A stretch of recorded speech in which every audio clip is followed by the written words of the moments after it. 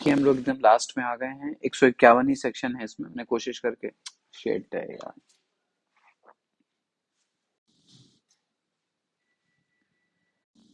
हाँ, सबसे important question जो यहाँ पे बनता है वो ये बनता है कि कोर्ट कितना समय बढ़ा सकता है। मान लीजिए कि आपको 90 दिन का समय दिया गया है।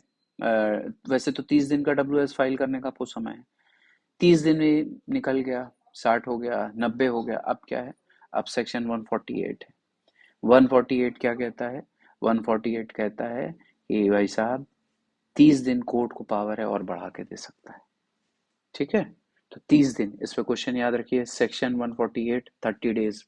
ठीक है, 30 दिन से अधिक का नहीं होगा, 30 दिन तक ही ये अनुदान दिया जा सकता है।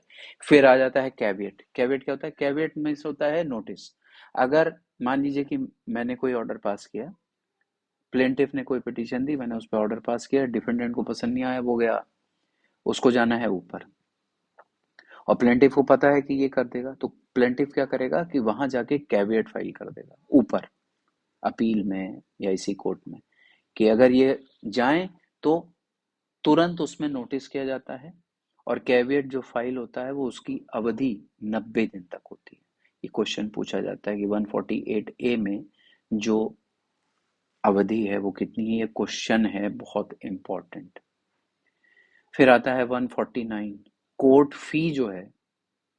अगर ऑर्डर 7 रूल 11 पढ़िएगा तो उसमें वैल्यूएशन होता है, कोर्ट फी से रिश्तेदार की एक रिपोर्ट आती है, वो बताता है कि भाई इतनी कोर्ट फी है, और अगर आपने इतनी कोर्ट फी नहीं दी तो क्या हो सकता है, तो कोर्ट फी को, ठीक है, अनुज्ञात कर सकेगा कि थोड़ा दे दे, बाद में दे दे, थोड़ा थोड़ा करके दे दे, क्योंकि अभी क्या है, कोर्ट फी बहुत ज्यादा कर दी गई है।